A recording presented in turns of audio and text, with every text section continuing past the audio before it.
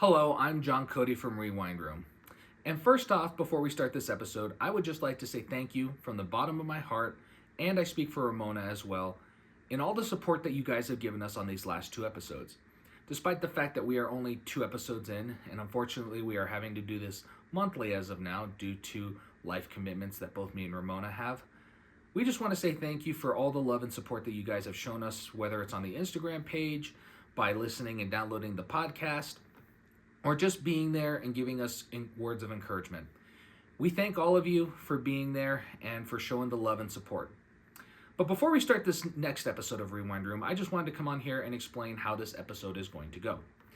This episode is going to be focused on the topic of the resurgence of vinyl, VHS, and DVD, something that both me and Ramona are both massive champions for. We both love physical media so much to the point that sometimes we refuse to even get digital movies. Now, that doesn't mean to say we don't appreciate what digital or streaming has had to offer. It's just that we value very tangible things like a DVD, a Blu-ray, a VHS tape, or a vinyl record, simply because of the fact that there's so much sentimentality tied to it. And it often just gives us that more nostalgic feeling of being able to own something, being able to have something, and being able to call it yours. Even though it's still owned by a studio, the fact that you can have a copy in your house and watch it anytime, even if your Wi-Fi goes out, even if you have a power outage, well, maybe not a power outage, but you think you guys get the picture. Anyhow, because we had so much to cover in this episode, and we had so much to talk about, we ended up with a nearly 4-hour long episode, and we realized the majority of you probably don't want to listen to that. Well, maybe some of you do. But for those of you that do, we got you covered. And for those of you that don't, we also have you covered. This episode will be being released in two parts. Part 1 will be released today, March 7th, as of the day that you are watching or listening to this episode. And Part 2 will be released next week on March 14th. Thank you all for watching, and enjoy this episode of Rewind Room.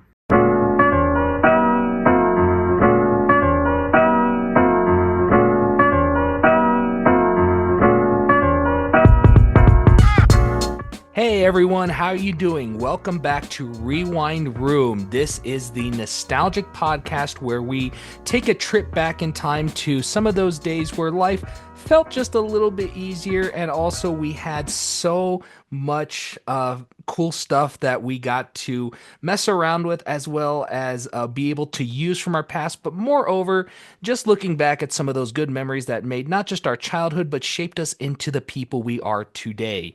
Welcome back to the show. My name is John Cody, and with me I have my wonderful co-host Ramona Mejia. How are you doing, my friend? I'm doing fantastic. Thank you guys for joining us on episode 3. Isn't it crazy? We're already 3 episodes in, and it Yep. feels like we've been on this endeavor for a lot longer than we actually have. But I just want to say to everyone out there who's listened, I just want to say thank you so much for all the love and support that you've been giving us. We really appreciate it. We absolutely love it. This is great what we're able to do. The fact that we can come in here and share some of our old memories and bring some of you guys back just really means the world. So I just want to say thank you from the bottom of my heart for all you guys. You guys are awesome. Exactly. And as John beautifully stated, we're going to be exploring some of the old media that has all of a sudden felt like it has Hmm. made some sort of comeback and resurgence. Oh, Old yes. media formats like VHS, tapes, vinyl, DVDs. We're going to dive into basically why they're popular again, or why we feel like they're popular again. And just how much of a cultural significance they've sort of laid to frame for us. And then Absolutely. also what it means for the future of media consumption. Like what do our children and that future generation have to look forward to, or what we believe that to be the case. Absolutely. You said it perfectly, my friend. Yeah. Today's topic is going to be the resurgence of vinyl, VHS, and DVDs. Obviously, some of you are probably going to be thinking, well, DVDs are still available. Well, the thing with DVD is they are trying very hard to push it out. Albeit, thankfully, people like us and many people who can't afford streaming services and stuff, DVD is still a big demand. But we're going to Mhm. talk a little bit more in depth about that in a little bit. I just wanted to start off just real quick by saying, last time in our last episode, we mentioned everything going on in Los Angeles, California. So we still hope you guys are good. We still hope everybody's safe out there. My heart goes out to everyone that's been affected by this tragedy, but let's just hope we got brighter days ahead. Exactly, exactly. For sure. Alrighty. Well, if you're ready to get started, my friend, let's get into this because we have a lot to cover today. This is probably going to be a little bit of a lengthier episode, but you know what? We got some good stuff for you guys today. So I think you all are going to enjoy this one. I think you all are going to appreciate this one, especially for you VHS and vinyl lovers out there. You're really going to like this episode. And we probably will in the future do an episode dedicated just to that medium itself, but we're today talking more about the resurgence and how some of these formats are kind of making a comeback in this modern era. Even if it's not a huge comeback, a comeback just in general. So that's kind of what we are going to be talking about today. So to get us started off, we're just going to give you just a little brief history about each format since we know that the majority of you probably know what we're talking about, but we understand that we do have some listeners out there who have never seen or touched any of these formats. So we want to make this an educational experience for you guys as well. Alrighty, folks. So we're just gonna really quickly give you just a little bit of a brief history on all of these formats, and the main reason we're gonna do that is because while we know that the majority of you probably know exactly what we're going to be talking about today, we also understand that there are many listeners out there who are from the younger generations and may have not had a lot of experience with these different formats or maybe have never even really touched or seen any of them. And we want to make this also an educational experience for those who may not know a whole lot about these different formats. So we're going to start things off right now with vinyl records, also known as records, LPs, 45s, 12, so many different names for them, but the majority of people just call them vinyl records. And for the purpose of this, that's what we will be referring to them as such. So records first really began with the invention of something known as a phonautograph. A phonautograph was invented by a Frenchman named Edouard Leon Scott de Martinville. I hope I am saying that right. I apologize if I butchered that for any of our French listeners out there. And basically, it was invented in 1857. But the only big thing is that it could not play back recorded sound.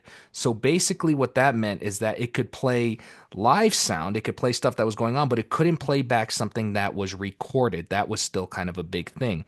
But in 1877, Thomas Edison, who we also mentioned in our last episode, and I promise, folks, he actually did invent this one. Nobody went missing on this one. Nothing crazy happened. But basically, he invented the phonograph, which is the iconic little record player with the big bell-looking speaker that comes out of it, and it played what is known at the time as a gramophone record, but it's now also known as a shellac record.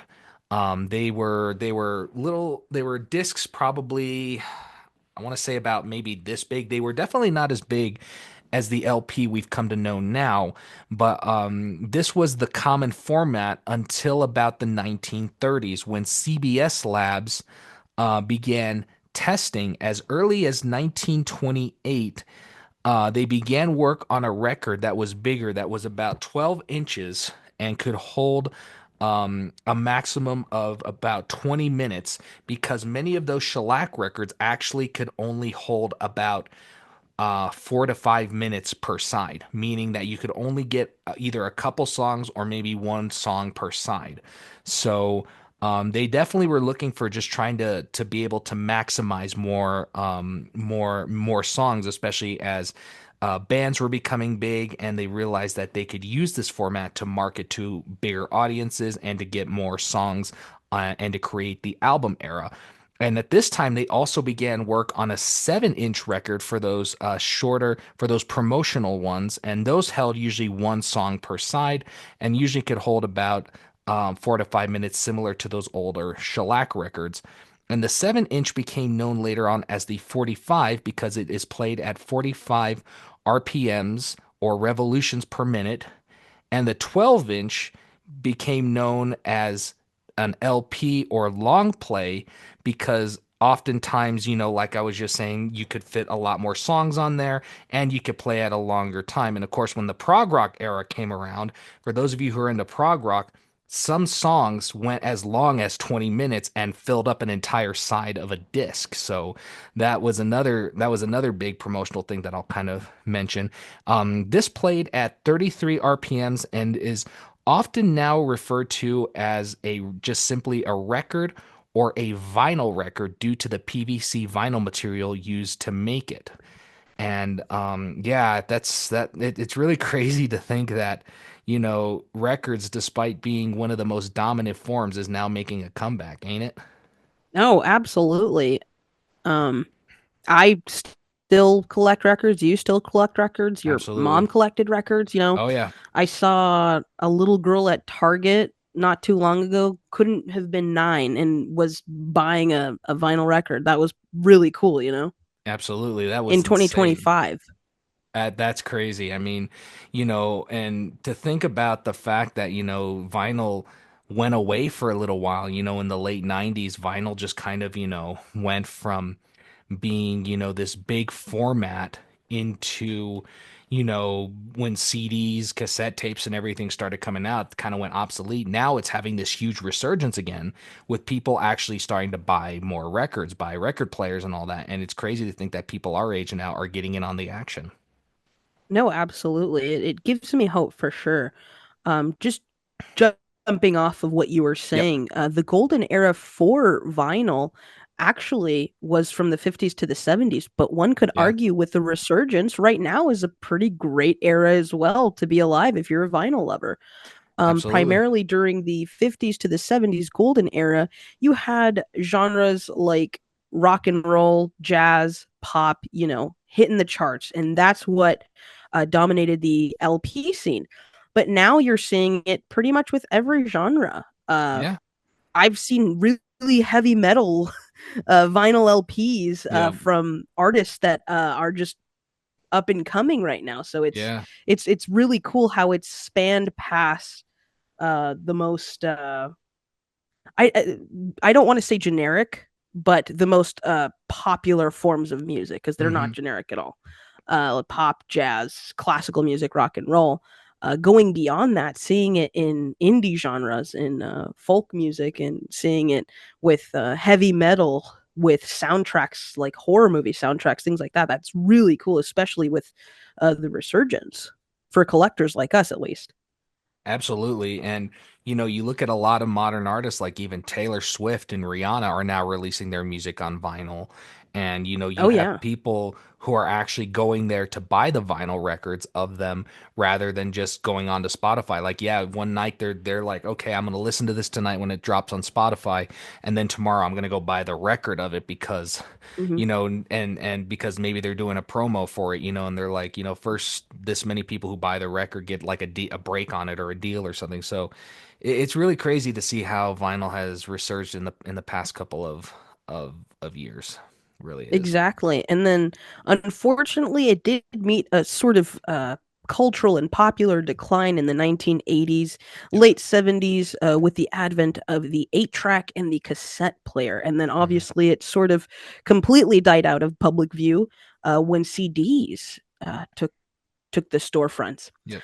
Um, Mostly due to the compact size, the portability, and the convenience. You just pop a CD in your car and you can listen to it. Whereas a vinyl, you have to have a turntable in your own home and it has to be connected to a power source where you can just battery power a CD player.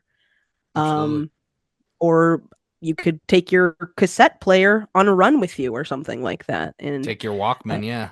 exactly. No, exactly. And taking away that inconvenience made people realize I would rather be convenienced forced by, a Hmm. new format. And I feel like we're going back to that because a lot of people like us enjoy those little inconveniences, like I Oh yeah. mentioned last episode, that we enjoy having to stand up, change the side of whatever album we're on, put it in the sleeve, we enjoy that. Absolutely. I think that that was actually part of the experience, and I think the experience is what actually allowed this to live as long as it did, you know. It's Yeah. I think a lot of it is also, the fact that, you look at imperfections, and I think at the moment you're one of those it can be one of those things where it's like, you're like, oh, I hate having to get off the couch to go flip the record or to go put the second tape in of a long movie like Titanic or The Godfather and whatnot. And then you look back and you're like, man, that was actually kind of cool because I actually had to put some work into what I'm doing. And now all I have to do is just sit down and hit play from my couch. And then I don't even have to touch the remote the rest of the movie. Arguably, we got a few more steps in by being inconvenienced. We did, maybe that's why, everyone was so fit back in the day. I'm just kidding. uh, No, there's definitely ups and downs. I'm sorry. I'm not trying to be cruel to anybody or anything. I just had to say that. Again, not trying to pick on anyone or anything in specific. So, just want you to know that I'm not trying to pick on anyone. that's a lie. John is targeting you. Oh my gosh, come on. We'll cut that out. No, I'm kidding. Okay, I'm kidding. okay, okay, okay. No, we good, we good. But anyways, let's transition now from that into VHS.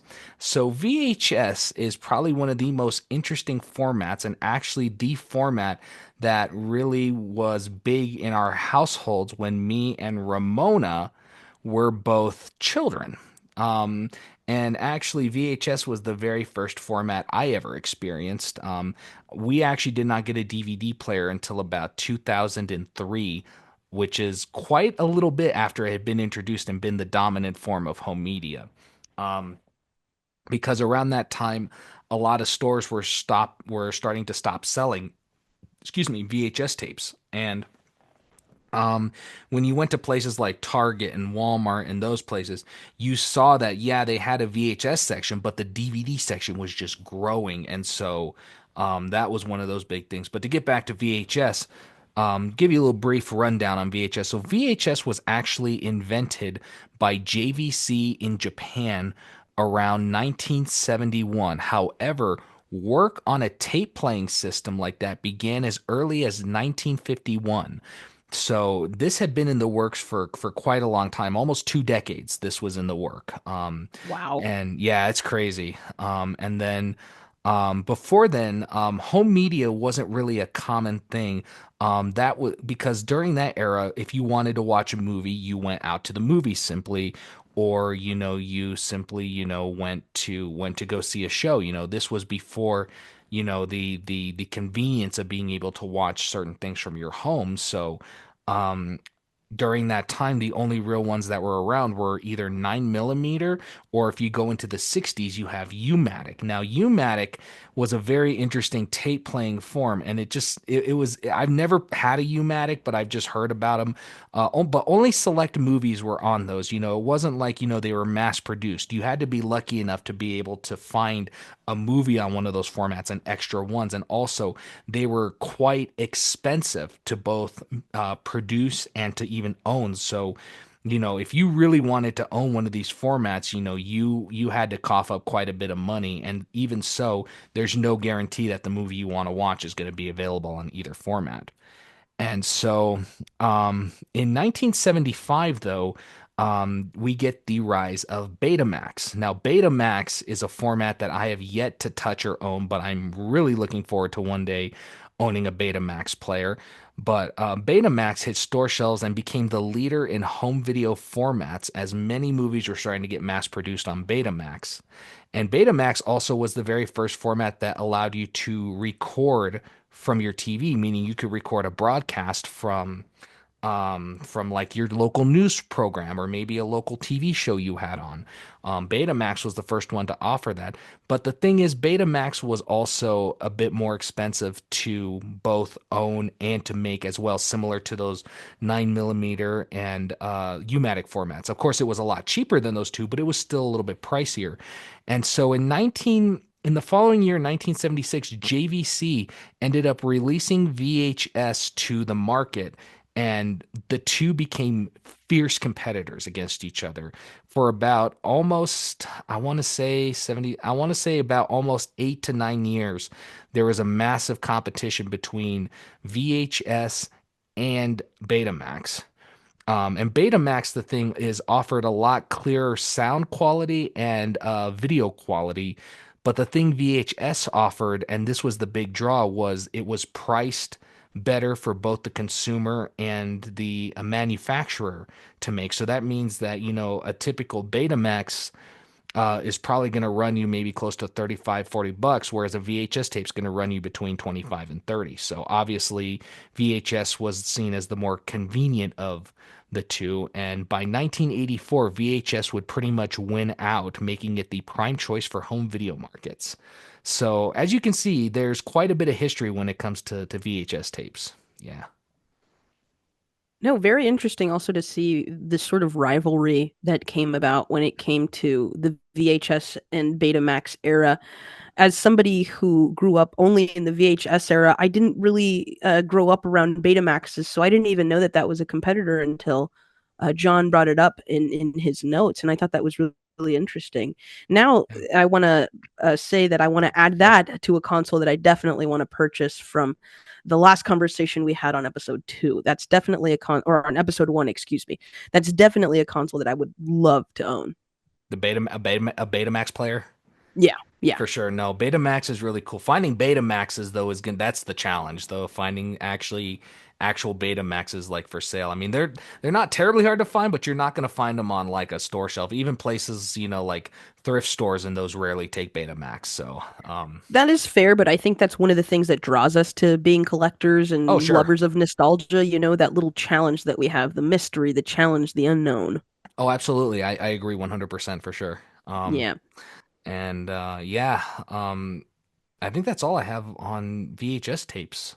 Perfect. And So, then that's good. perfect because it'll allow me to give a little insight on how it sort of changed the fabric of our viewing.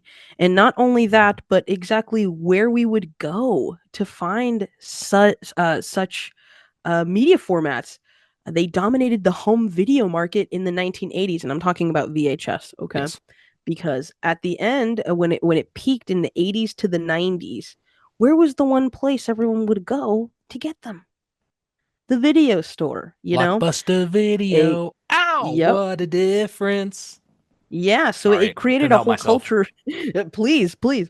It created a whole culture of its own, and also it allowed for home recording. VHS did, to where we could see memories come to life on the big screen, and it wasn't just these big media conglomerates who had access to this type of technology. We now were given sort of free reins on memory. We were able to capture we were pretty much in that generation, and more so our parents were the first generation to sort of capture live action footage Yeah, in the comfort of your own home. absolutely. um and not only that, but it helped educationally too. You can think about specific movies that you watched growing up at school that were on a VHS, that they were rolled in when that substitute teacher came in, Oh yeah. and played for you because in the 80s and 90s it was home video, it was educational, and also you had the rise of funny home videos that everyone could share, like America's Funniest Home Video and whatnot. And then, Yep. unfortunately, as we talked about the decline of vinyl, we're going to talk about the decline of VHS too, which obviously came with the DVD in the early Yes, 2000s. More absolutely. so because of DVD's superior quality in sound and visuals and its overall convenience. I don't have a memory of ever having to rewind a DVD. And a lot of people love being convenienced. So Mm. that was another sad thing. But another thing that we also enjoyed as nostalgia lovers, being able to rewind a VHS Mhm. and basically keep true to the saying, be kind and rewind. Oh yeah, absolutely. I remember seeing those stickers all the time on library tapes, Blockbuster tapes, Hollywood videotapes before they transitioned to DVD. In my mom and pop store, which had both front row seat. I remember all the time. On one side, you have the logo of the company. On the other side, you have a big sticker that says "Be kind, please rewind." Oh I yeah, I miss seeing that. well, at the Casa Video, which is the local independently owned video store here in Tucson, Arizona, Mhm. they still have signs around, and they also have a little note in the checkout area that says "Be kind and rewind." Because Oh wow! at that's another memory that I had growing up, is that was a rule, and if you didn't rewind it, you owed money. Wait, did they actually make you pay for that? Yeah, yeah, Blockbuster made you pay for that, So or they at they least the char Blockbuster that I went to. So They if you brought the tape back and it was still all the way at the end, Mhm. they would charge you an extra fee for that. I'm sure if it became a problem, like if you did it a few times, I'm sure they wouldn't charge you, but there was a sign there that said if you don't rewind your tapes. And funny enough, You've in never gotten the charged though, right? not that I remember, I never paid. I was a kid. Oh. But fun fact, in the movie Serial Mom by John Waters, there's a sign in the back Oh, right, right, right. Yeah. where I think his name is Matthew Lillard. Matthew Lillard. Yeah, Matthew Lillard. He's one of the protagonists in the movie, and Mhm. he works in a video store, and he charges this elderly woman $1 for not having rewound her VHS. And she thought that was absurd. And then he pointed to the sign that said "Be kind and rewind," or else like $1, something like that. Oh, So wow. so that's what a lot of people had to go through. They had to rewind it. If not, they'd be charged. That's crazy. I don't remember that. The library never was like that with us. They never charged us any fees for not doing that. They just had the warning. I've only been in Blockbuster surprisingly only a few times as a youth because we had one here, but it was mostly a DVD one, so I can't really remember to be honest with you, if that was the case or not. But that would be interesting and whatnot. So yeah, I got to look more into that. Hey, if any of you grew up in that era and you remember anything like that, let us know.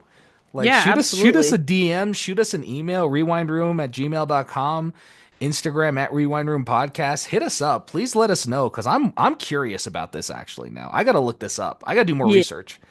Yeah, and also if you guys still have your subscription cards to either Blockbuster or Hollywood Video, definitely send us a picture of that. That's awesome. Oh, for sure. That should be that should be their ID that they check now if they want to make sure that you're actually 21. Just show them your Hollywood or Blockbuster card. They should know that you're of age by that point.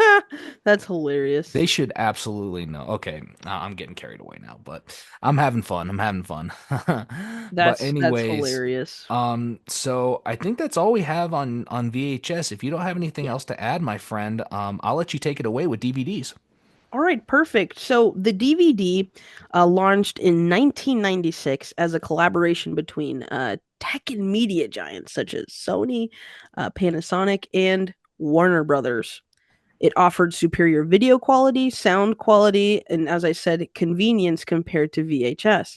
And another one of those conveniences came from the ability to just press play and be at the beginning of the movie rather than having to rewind again. Yep. It became the dominant format in the 1990s and early 2000s due to the features such as chapter navigation, bonus content, Bonus and the content. compact size. I don't Mhm. know if you guys remember, but you pop in a DVD and it has the chapter menu. And a lot of the times, especially with children's movies, you had sort of this interactive appeal to it. What comes to mind for me is Shrek 2's interactive Oh, selection that was menu. fun. Hmm. Shout out to people who remember that. Oh yeah, shout out to y'all. But in the early 2000s, the DVD player became the dominant household staple. So almost everyone had a DVD player. As John said, I believe he purchased his in 2003. I think I purchased mine shortly after that, 2004, 2005. But Mhm. it was rare to find somebody that did not have a DVD player. And then, unfortunately, again, we talk about the decline of these great formats. And the decline actually came with the advent of Blu ray and HD viewing material. Mhm. And obviously, completely lost its traction to the general public once Netflix and streaming came about, which we love the convenience of that, but we also have to ask ourselves at what price do we pay? What price do we pay for that convenience? Oh yeah. Oh It yeah. it was it was popularized. Sorry, go right ahead. No. It's okay. Finish up. I'm just rambling. Cool. I just have two more points. Yeah, But it go was for it. popularized mostly because of the DVDs were popularized mostly because of the widescreen advantage they had over VHS, along with the Dolby surround sound that you couldn't really get quality wise in either Betamax or VHS. Um, Another thing that a lot of people, I'm going to start over on that. We'll cut that part out. But another thing that DVD did that VHS you didn't really see. And it's something that I have trouble with, mostly because of the inconvenience of this, is that DVDs became standardized for digital codes or for region digital coding, Oh my um, gosh. distribution, this and that. So what that means is every region of the world has a specific code. Yes. And the United States is region one, I believe, along with one other country. And then you have Mhm. region two being the UK, and then region three, I think, being like Japan, something like that. Mhm. So, what that tells you, unless you have a VPN that can be, it's either universal or whatever, or a specific VPN for that country, you can't play a DVD from a different country if your DVD player isn't region free. So, for example, if I bought a film in the UK, I wouldn't be able to play it in most of the DVD players in the United States, and vice versa. And that's because of region coding. And that's something that came about in the DVD that I do find to be interesting because a lot of people enjoy that, but I personally don't. Um, and another thing about DVD is it sort of changed the game of piracy. It I don't did. know if you guys remember the commercials that would come out in the early 2000s, a very serious tone, and they would say, if you wouldn't steal a car, if you wouldn't steal a purse, why would you steal a movie? Hmm. Don't Those pirate, were classic. And you don't see that on VHS tapes. You don't. You really only saw that when the DVD came about because with the CD-ROM and with the CD-ROM being able to be read by both computers and um, DVD players, you were able to copy content or even make your own content on a CD-ROM, Hmm. and that allowed for more pirating of movies and bootleg movies. That is true. Although I will say on VHS tapes, you did get the FBI warning all the time Mm-hmm. before it started. And sometimes if we have any listeners that are overseas, Australia and the UK had some really interesting ones that were like, beware of illegal video cassettes. Check whether this tape has a security hologram on it or something like that. And they would Mm. go into this whole thing. So, I mean, it was on tapes. It was just very different. I think they got more creative with it with DVDs for sure. Yeah, that's fair. Okay, yeah, Mhm. that's fair. Yeah, Yeah. And the, I don't recall seeing commercials for it other than like the FBI warning, but there are literal commercials that would be played on TV or before your DVD, the main feature saying, Mhm. "Hey, don't pirate." Absolutely. No, for sure. And it's interesting. Actually, can you drop that on the Instagram that ad because I think that'd be cool to show the people out there so they know exactly Absolutely. what we're talking about. So yeah, be on the lookout for that guys on the Instagram for sure. Yep.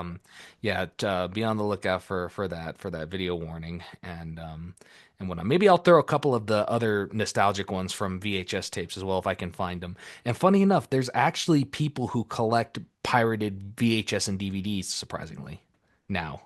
Yeah, I mean, as much as I don't condone Same. illegal purchasing of copyrighted material, I can't help but own a few because It's still cool. of region coding. A lot of the pirated movies that I have are because I can't find them in this country. And a lot of them are from Hong Kong, Oh because my gosh. they're Hong Kong action comedy, kung fu Hmm. action comedy, and I can't find like a legitimate DVD to purchase from them. One Hmm. of my copies of Skinny Tiger, Fatty Dragon is Hmm. in that iconic tiny little DVD case that usually a lot of pirated films are on. Oh And man. as much as I don't condone it, being a filmmaker myself and whatnot, Hmm. I can't help but enjoy the inconvenience. or, I or, or hear. yeah, let me restart that. You're good. As much as I don't really agree with it, as a filmmaker myself, I can't help but enjoy the convenience of having access to things that I normally wouldn't, were it through legalities. No, I hear you 100%. No, I'm in the same boat. I'm a filmmaker myself, and as much as I don't like it either that much, I mean, if it's not available to the people, then how are you supposed to get it out there, you know? And that's Exactly. why I say I don't have a problem with bootleg. What I do have a problem with though is piracy.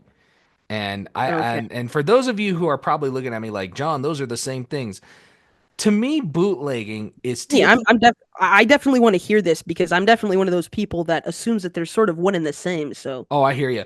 To me, bootlegging is when you take something that's out there but no longer widely available and you make it available, even if it's through unethical means, it's still getting out there because nobody's providing it. And sometimes some of the best works that have been out there for years come back to light because of bootleg, because they're no longer in the public print.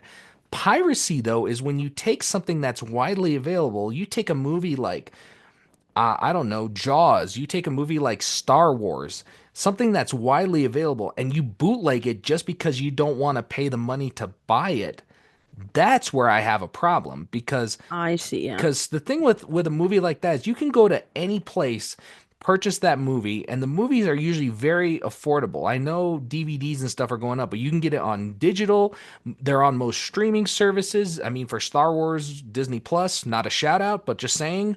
Um, but it's interesting because yeah, that's how I see it. Because piracy to me is more about taking something that's already available and then just bootlegging it just because you don't want to pay that little extra money. Bootlegging to me is more just taking something that's not available and making it available. That's why I don't have a problem with it. But I do have a problem with piracy. So I appreciate you making the distinction between the two. Sure. And I guess now that I see where you're coming from, I also don't have problem with bootleg.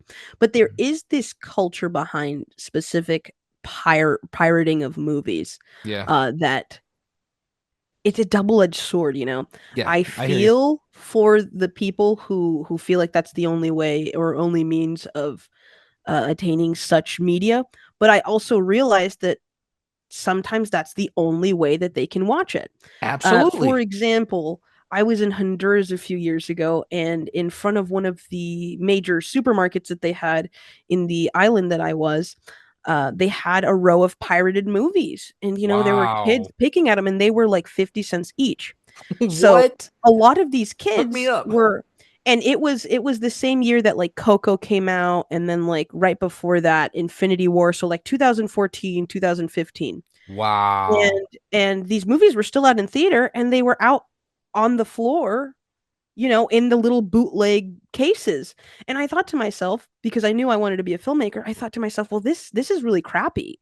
Like what about the people who are working on the movies, blah blah blah. But then I realized my dad actually set me straight on this, and he said a lot of people can't afford to go to the movies. A lot of people can't even afford, to buy a $15, $16 DVD, so they buy the dollar version of it. Mhm. And ethically, as a filmmaker, part of me is like, okay, I get that. It begs the question, the same question of like, if I steal a loaf of bread to feed my family, where are the blurred lines of, Yeah. of, of ethics there, Hmm. so there are some instances of pirating that like I can see myself being empathetic towards, not necessarily condoning it, but seeing from their perspective why they do what they do.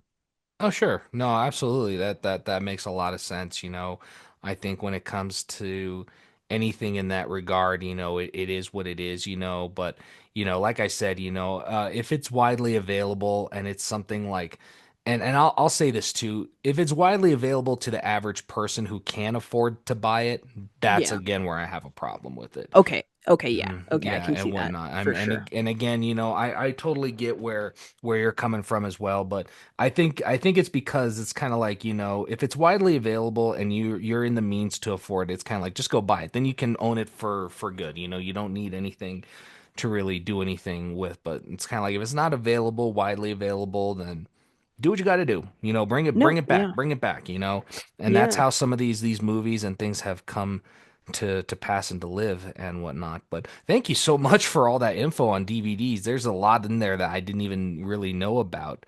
The only thing I really have to add on that is basically the other thing is that VHS, obviously I mentioned earlier, was cheap to make, but it didn't really have the quality that and the sound and video that was there to make it its dominant force for good. I think most people realize that VHS is cool, but we will need something to surpass it in about 10 to 12 years is probably what they were thinking.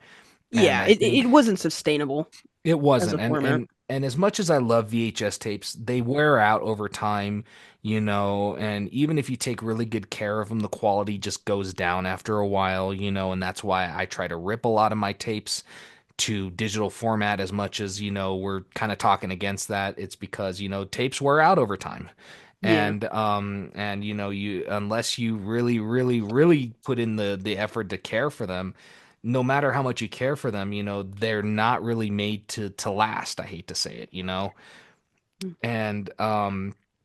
and so DVD was also that format that would last longer. I still have DVDs that are in great condition to this day, that have come out. I know it hasn't been around, probably as long as the tape has, and whatnot. I'm sure DVDs wear as well, but not as quick or as fast really as the tapes do. And the other thing is, not only did they do that, but they could hold more data. If you look at some VHS tapes, especially for those longer epics, movies like Ben-Hur, Lawrence of Arabia, Godfather, Titanic, those kind of Sound of Music. Sound of Music, thank you. Funny enough, I should know that since that was my first movie. Um, a I lot only of mentioned it because I saw it in my collection when I was picking out some examples. That's funny. Yeah, Sound of Music is a good one. But basically, a lot of those were on two tapes because they had longer run times. And even though they technically probably could fit on a tape, it also helps with the advertising, keeping you engaged. You have that infamous image you usually at an intermission where it says, "Please insert tape 2 to continue the film." With DVDs, you kind of cut that out. I mean, there were some movies that still had two tapes. I know Godfather, or two DVDs. I know Godfather 2 had two DVDs. Schindler's List had two DVDs, and whatnot. But I think that was more of a marketing strategy, to be honest with you, because people were still kind of used to that from the VHS era. And I think also because it made it more convenient so you're not jam packing it all on just to one disc. And I think as the time went on, they realized we probably can't put some of these on a single disc. And that's when with Blu-ray, a lot of these movies, then they just cut it down to one disc. But there's just a lot of things. And then of course, DVD was also just very user friendly. With tapes, again, if you're watching one of those longer movies, you have to get off the couch to be able to pull the tape out, put it in, and to change all that. But yeah, it's definitely a lot more easier when you can just sit on the couch, press play from your remote, and then you don't have to get up again, except if you want to get snacks or use the restroom or whatever you got to do.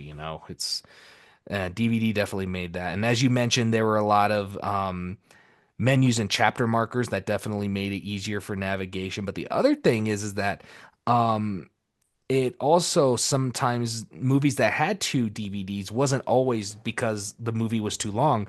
Some of them had those two disc special editions. You remember those where it's like the second disc was special features, like the Hmm. making of the movies, how the score was conducted, maybe a little profile on the actors or directors, and all that. And then Sometimes it even come with like a little documentary. yeah, Absolutely. My copy of Citizen Kane actually comes with The Battle for Citizen Kane, which was put out by PBS many years ago. Wow. Yeah, Wow. so which actually I highly recommend if you guys like the movie Citizen Kane to definitely check that out because you're going to learn a lot of history about that movie, especially how it almost was never made. Wow. So, Yeah. yeah. And then also a lot of DVDs have what were called Easter eggs as well. Remember Easter eggs? Mm-hmm. Oh Yeah. yeah. So Oh yeah. Easter eggs, if you guys don't know what Easter eggs are, basically they were these things that if you were to scroll through a DVD's menu, there were some times where the cursor would shoot up into the corner into like a little emblem or would shoot off to the side and you're like, "Wait, what's this?" And it comes with like a little feature that, maybe necessarily wasn't something they wanted to include on the special features, but it was something that was there to kind of be like, oh, here's this little featurette. And sometimes it'd be like, did you know the working production of our film was not Star Wars? It was like some word like, failed mission or something like that was the working title on the set, and whatnot. And this is how we kind of went about it, and whatnot. And you get little Easter eggs like that. And so those were always fun, especially because they immersed you more in the world that they were in, basically. Yeah, that's some good stuff right there. I remember having some really good times just navigating through those menus, wasting time. If anything, I had more fun doing that half the time than actually watching the movie. Oh yeah. Absolutely. No, I had a lot of fun doing that as well. Sometimes you realize, and then I think that's what also formed my love for film and cinema as well, just seeing a lot of that and realizing what it takes to actually make something that amazing, and see how much work actually goes into having to make something like that. So that was also really cool. Absolutely. What you were saying about the space capabilities of DVD, it reminded me of this funny story. Hmm. When I was maybe around 5 or 6, I watched Titanic for the first time, Hmm. and it came in the double VHS. It came in. Oh It yeah. came in the double guy, Hmm. and I didn't know exactly what that meant. I didn't know that the film was divided into two, basically the intermission of it. I thought that one of them was the VHS and the second one was a copy in case you lost the first one. Oh, what? So I popped That's it in, cool. and this was at my grandparents' house. Yeah. Yeah. Yeah. My grandfather was huge in collecting and whatnot. And, Hmm. I popped it in, and the movie finished halfway. And I thought, wow, what a weird movie. Hmm. I thought, I thought it was about a ship sinking. It didn't sink. Hmm. And then I mentioned that to my grandparents, and they said, "Oh, well, did you finish the movie?" And I said, "Yeah, I finished the movie. It didn't sink. The ship was supposed to sink. It's Titanic. It's supposed to sink." Hmm. And they said, "It absolutely does sink." And I said, "Well, show me. Like maybe I watched the wrong movie." And they said, "Yeah, you just put the second tape in." And I thought, "It's a part 2?" Hmm. And had they never told me that, I probably would have still lived in ignorance thinking that Titanic was a half film. That's funny because I think the first tape actually does end right before the ship is about to hit the iceberg. No, it does. It does. I think it stops midway of Jack and Rose doing their whole little escapade thing. Exactly, because then But then after yeah. that it cuts to the scene in the cabin, which is like a whole 20-minute long scene. And then I thought to myself, I said, "This is how it ends." Everyone's Yeah. talking about this really famous movie of this boat sinking, And me as a kid, I don't know any better. Yep. Well, you guys unfortunately are gonna probably be disappointed to learn I'm not a Titanic fan actually. So I've only seen it once. I Oddly love enough, a lot of people don't like Titanic. I I personally love love it James. because of nostalgia. Oh, for sure. I love James Cameron. I mean, it was the best picture winner of the year I was born, but it just couldn't hold me. That's just me personally. I think it just Totally wasn't a fair. me film, but I love James Cameron. I love Aliens. I love Terminator. I love a lot of his stuff. But that's just one I wasn't crazy on. Shout out to everyone who watched it because of Kate Winslet. I was definitely one of those kids. Okay, I won't fault you there for sure. I mean, young Kate Winslet for sure. No, all Kate Winslets. I don't Fair. care. Okay, okay, okay, okay. I see where you're going with this. Okay, fine. All right. Sounds good. Well, I think that's a perfect segue into our next topic, which is what do we personally collect as lovers of nostalgia? And tell you the truth, we collect a lot of different things. We talked a little bit about it in our last video, or our last episode, I should say. We talked about it there, and we've been talking about a lot. Even in our pilot, we talked a lot about the different things we collect. But we thought today we would maybe show you a couple of those things that we collect. And when it comes to collecting, it's just one of those things where it's like, we have a multitude of different things. We have vinyl, we have VHS, we have some cassettes, we have DVDs, we have Blu-rays. Some of them even have the stickers still from the rental stores when they were going out of business that we went and visited and bought them from because we didn't want to see them go under. So we do collect a lot of cool stuff. So Ramona, if you don't mind, what are some of the things that you collect that you got? Oh, perfect. Okay. Well, this was a blast from the past that I found, and I watch this movie every year. A lot of people don't care for this specific rendition, but the reason why for The me it's war is nostalgic. good. War of Yeah. the Worlds. The reason why it's nostalgic for me is because it has that film on the top that you get from old blockbuster and Hollywood video movies that you can really only you can't replicate it. You can buy a DVD right now and it'll never turn into that like filmy, grainy feel just because of how much use it got. Mhm. Specifically why I chose this were because of the price markers and the barcode for the, as you can see, blockbuster film. And I purchased this and it has some writing. So clearly whoever owned it first returned it to Blockbuster. And then I purchased it for either $12.99 or $2.99. I can't remember, but they kept putting new prices on it. But I thought that was really cool that it came with these stickers because you don't see these anymore. Previewed. Yeah. Previewed. Yeah, you don't see stuff like that. The only time you'll really see a sticker like this is if you're purchasing a film or a DVD or a Blu-ray at either a Walgreens or a Family Dollar or a dollar store. That's when you'll see these. But Yeah. other than that, you don't really see them. And then I thought this was really cool that it still had the barcode. And you won't be able to read it, but it says January 1st, 2006. Oh, that's when it first came out. Yep. So this sticker has been on for quite some time. And it's still on. That's crazy, the Blockbuster. And it's still on. Exactly. By the way, if exactly. you guys want to actually see what we're showing you, make sure to head over to the YouTube as well. Because if you're listening on Spotify or Apple, you're only going to be able to hear what we're talking about. But if you want to see it, make sure you go over to the YouTube at Rewind Room Official. You know what? That's a great point. I completely forgot to make that point. That is It's awesome. okay. Thank It's you for okay. that. No, I just had to make sure if the people want to see exactly what we're talking about, go to YouTube. We'll also be posting on our Instagram as well, Yes. corresponding imagery. Yep. Absolutely. For whatever we talk about on the podcast, if we find that it is of significant value to the content and also to us. Absolutely, for sure. But that's what I wanted to show DVD wise. Okay. What I wanted to show VHS wise. Oh, what you got? You got a lot of tapes too. Yeah, I do. So these are two really important DVD or VHSs. Okay, so so my mother collected a lot of VHS prior to me being born because she loves movies and she loves Disney. And this was the original Pocahontas release from the 1990s. And as you can see, it has some wear. Oh yeah. And this is something that I was actually going to bring up when you were talking about DVDs having sort of more of a compact. They're more compact, so they're less likely to be damaged like VHS.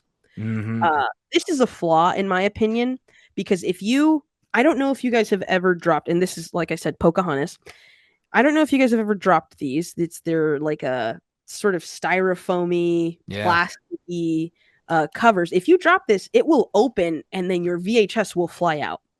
These were just never built to last. Let's be honest.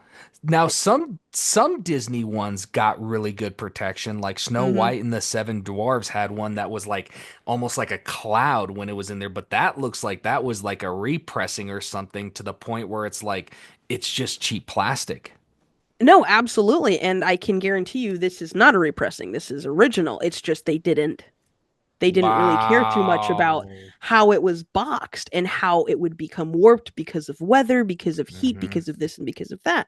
Yeah. And the reason why I found that funny is because you don't find this on DVDs and Blu-rays. If you drop a DVD or a Blu-ray, nothing really happens. You might, if you have really bad luck, you might get a scratch on your DVD. But if you drop one of these babies, you can bet your bottom dollar that your VHS is going to fly on the other side of the room.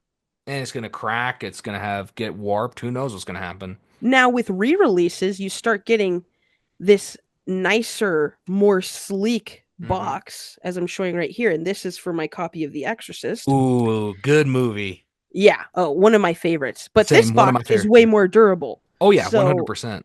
how they went about choosing which films got which kind of box beats me. But I wanted to show Yeah, those two.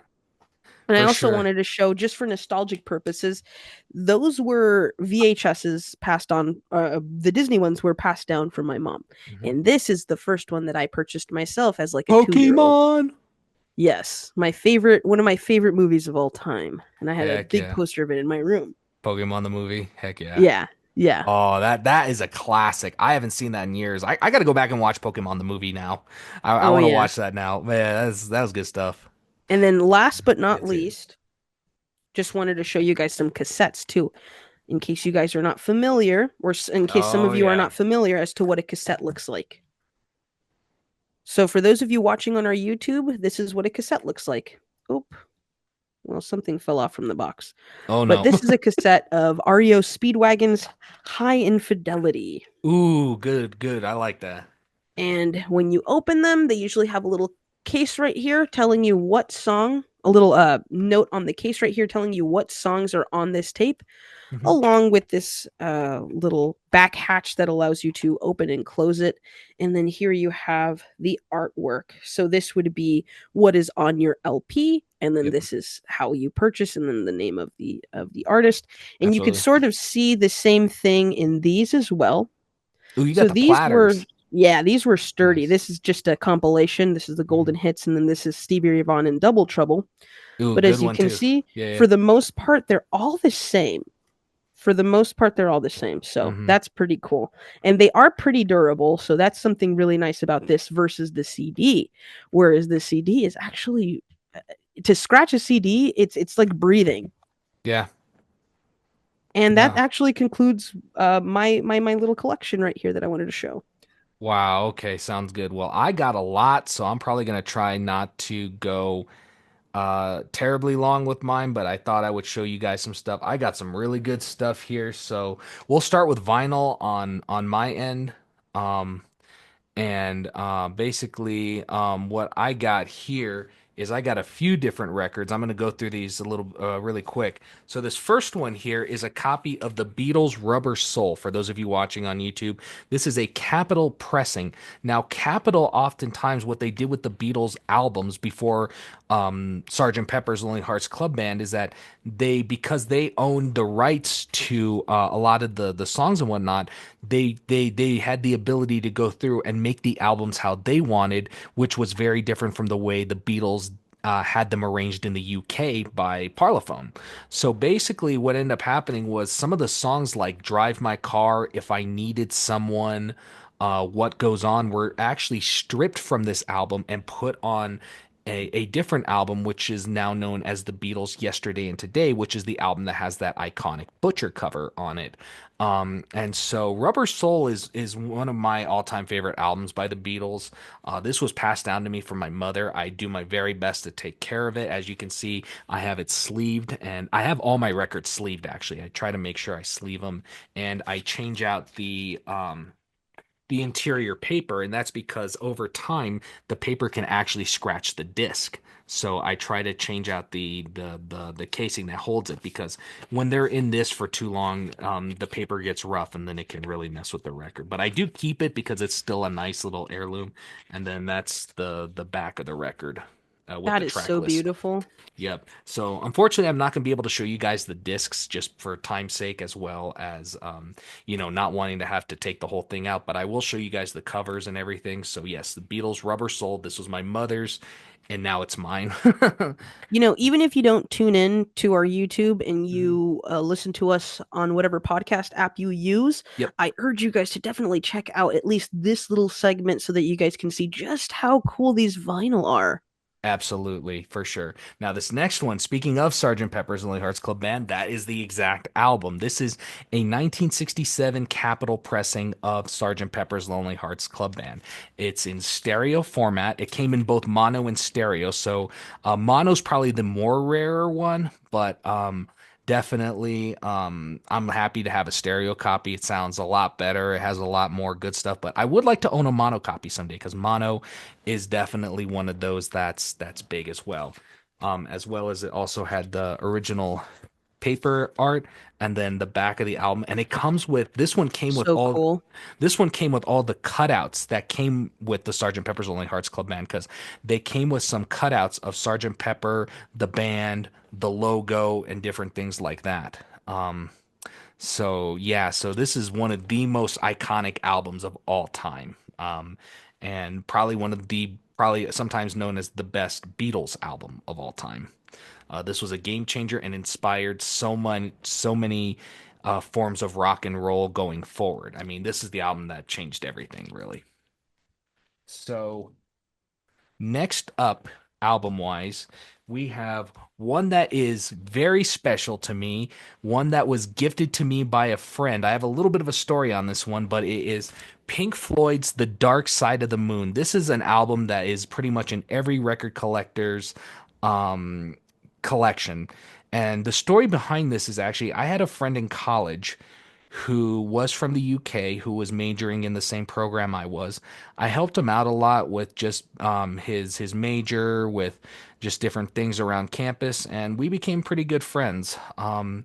And basically, as a thank you gift, he gifted me this album of The Dark Side of the Moon, and this is a first edition pressing of The Dark Side of the Moon, and it is absolutely incredible. As you can see, it says Harvest down there. It has the Harvest logo instead of the Capital logo. And I asked him, I said, "What do I owe you for this?" He says, "Nothing. You were a great friend and confidant. This is a gift for you." So, Now, I'm wondering, and I'm sure a lot of you guys are wondering too, what does something like that go for?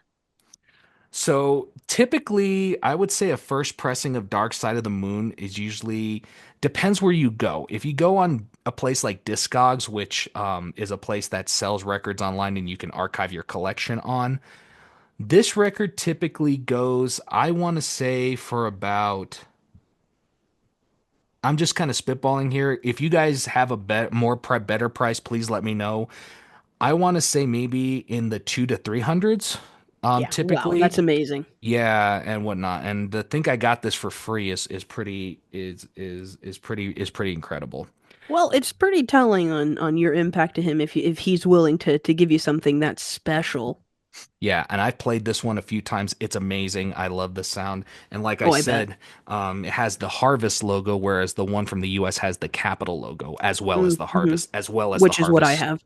Yeah, Yeah. as well as the Harvest logo. So amazing album. If you guys have not listened to this, you owe it to yourself to listen to this. And make sure you listen to the whole album. Don't just listen to a couple tracks. This is an Listen to it album. in order too. Yes, listen to it in order. That's what I would say. So Yeah. that's that. And then I have two more that I'm going to show real quick. This is a copy of Yes's Close to the Edge. For those of you who are prog rock fans, you know this album well.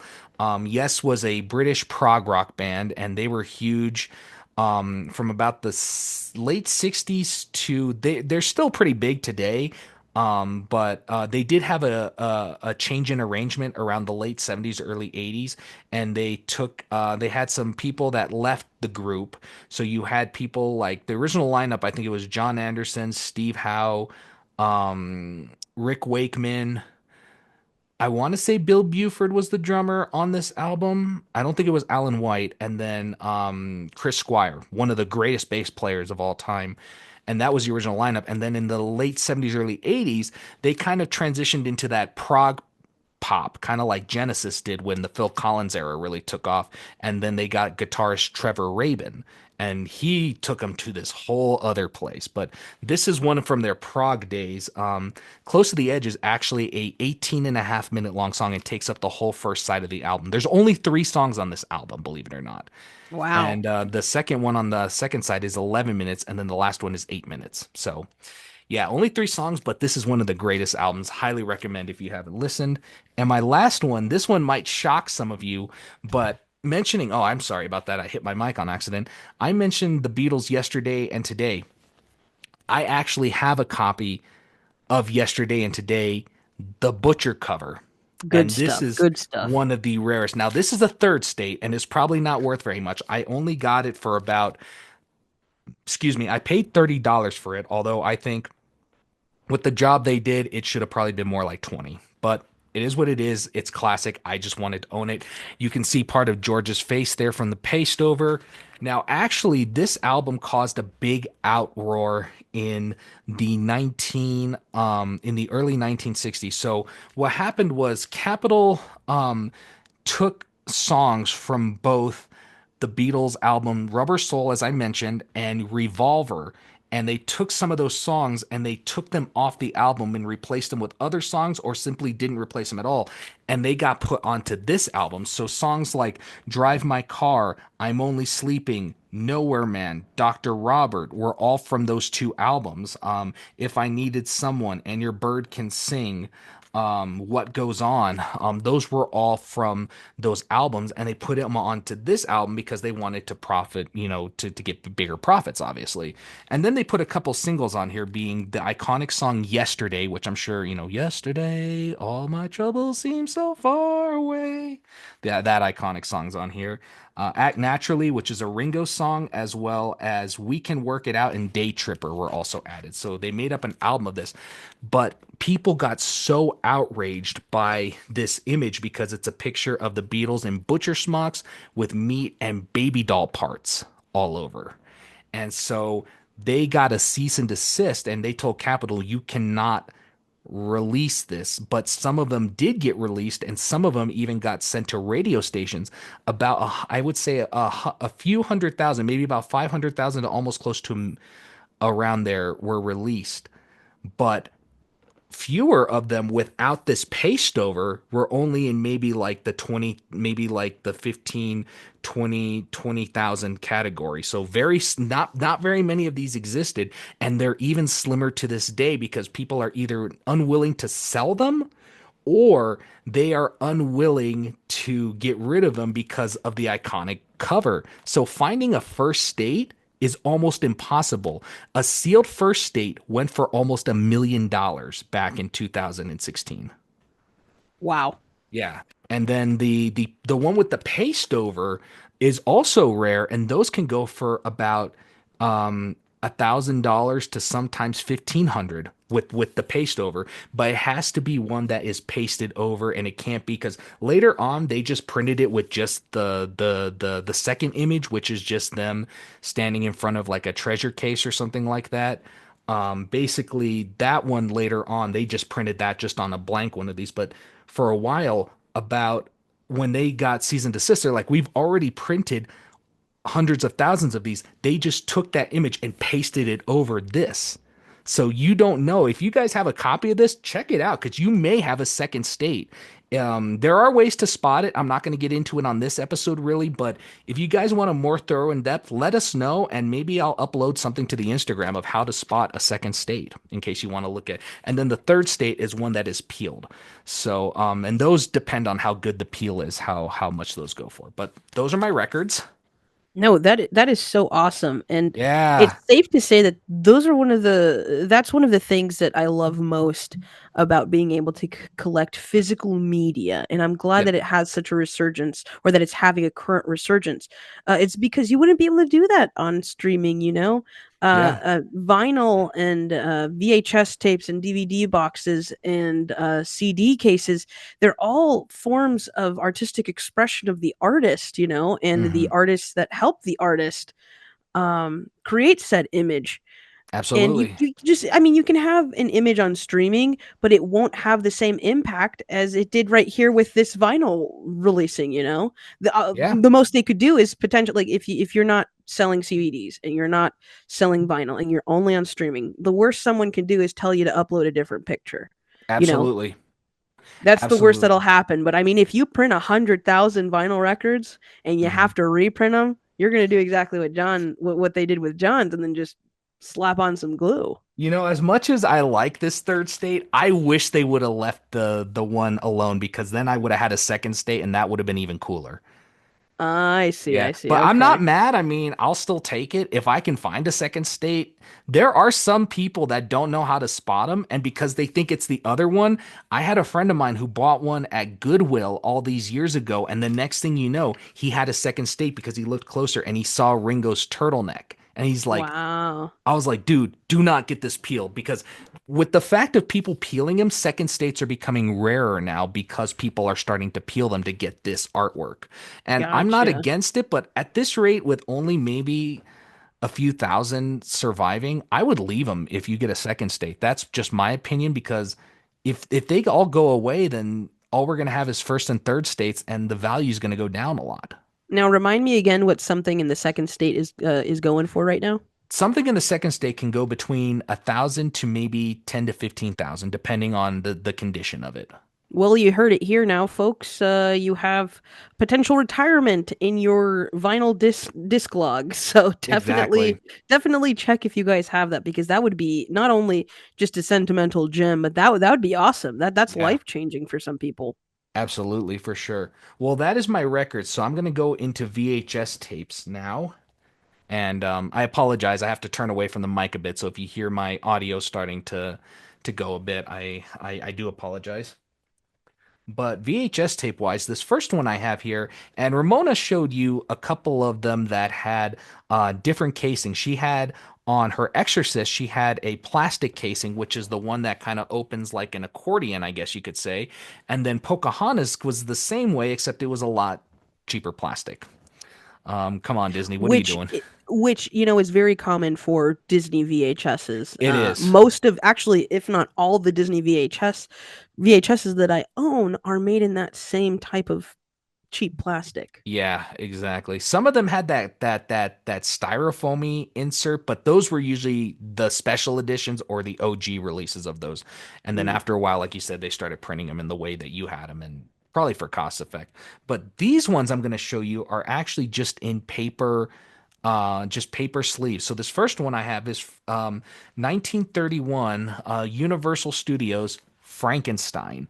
Now, A beauty. it is. I have a couple iterations of this. I have the one from the Universal Monsters collection. If you guys have ever seen that ad, introducing the Universal Studios Monsters Classic Collection. These are the titles monster fans want to sink their teeth into, now at the price of only $14.98 suggested retail.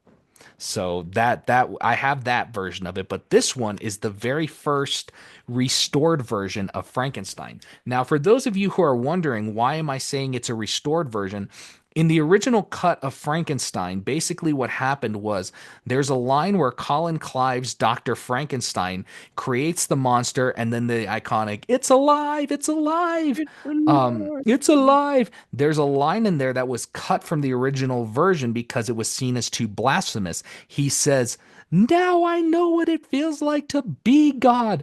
And it got cut from the original release. Another scene that got cut was the scene where the monster, you know what? This movie's been out since 1931. So if you haven't seen it, that's on you. That's your You fault. had 100 You years had to 100 watch years. That's your it. fault. So you're getting spoiled. Basically, what happened is the monster ends up stumbling upon this little girl who's playing by a river, and she's throwing lilies in. Very iconic scene. Hmm. And they realize they float, and the monster, is almost like a newborn child at this point. So he doesn't understand that, people won't float because he runs out of flowers and he throws the little girl in, and tragically she drowns. That was seen as too dark, so they cut that rather short in the original release. And they also, I believe, cut out the scene where her father is carrying her body into the town, a very iconic shot. I think they cut that short too. It's you don't get that whole sequence of him walking through the whole town with her. It just shows him arriving at the town hall, and he's like, my daughter's been murdered, and then they go after the creature. This was the first version to include both of those scenes back into the film. And now every DVD and Blu-ray you buy of it has it restored. So if you can find a VHS copy that does not have those, which almost do not exist, I will throw a photo up on the Instagram of what that VHS looks like. But if you can find one, you are in luck because those are extremely rare. But this is my edition of Frankenstein. As you can see, it's very worn because the only thing holding it is a piece of paper or cardboard. So, I mean, don't get me wrong, I love these, but you really have to take care of these if you want them to last long. You don't want to just throw them in the corner somewhere. Oh, by the way, that is the tape, and there's the FBI logo there. Very cool. And let me see, does it have the? Oh, it has the universal watermark in the background, so you know it's a legit tape. And hey, it's been rewound to the beginning. Thank you to whoever rewound that. I appreciate you. You know, if I ever buy a tape from you and you rewind it, we're homies for life. That's all I gotta say. We are homies. We're homies for life. So the second one that I have now is Sylvester Stallone, one of my probably my all-time favorite action movie from Carlo Home Video. It is First Blood. This is for those of you who know this movie. You know, this is probably one of the films that really kicked off the action genre in the 1980s. Sylvester Stallone, basically, just a brief rundown. It's about Sylvester Stallone, who is a veteran of the Vietnam War and who is really struggling, trying to make it in life. And he passes through a town, and the police, the sheriff, is not very nice to him. He looks at him as just a drifter and no good, and he arrests him for a really stupid reason. And basically, from there, they mess with him and they push him too much in the wrong direction. And the next thing you know, all hell breaks loose, basically. And he basically turns him back into the soldier that he once was. It's a great film. It's iconic. It's not even that long. It's only an hour and a half. And the fact that it captures all that in just that little time span is incredible. But the reason I bought this on is while this copy does not go for a lot, there is a copy of this movie. I think it's a first state that goes for almost $1,000. Wow. And I don't know exactly why that is. I have to do more research, but it has a white cover on it. It's the same image and it says Stallone First Blood, but it has a white background on it, and that copy can go for thousands of dollars almost. Now, I've never seen this movie, but Mhm. correct me if I'm wrong. Is that the first installation of the Rambo in the Rambo It series? is.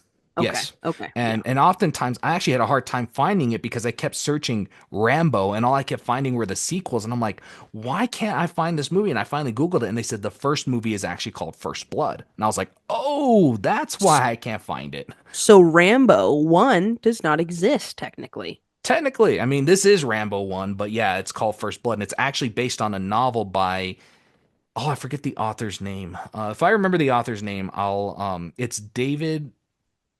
I think it might be David Morrell. I think I might be wrong, but I'll see. I'll put a caption down here with the correct name of the author, for those of you who are wondering. But yeah, and that's the tape. Very simple, um, and it's actually really, really, really good quality. And again, somebody rewound it. We're homies. Thank you.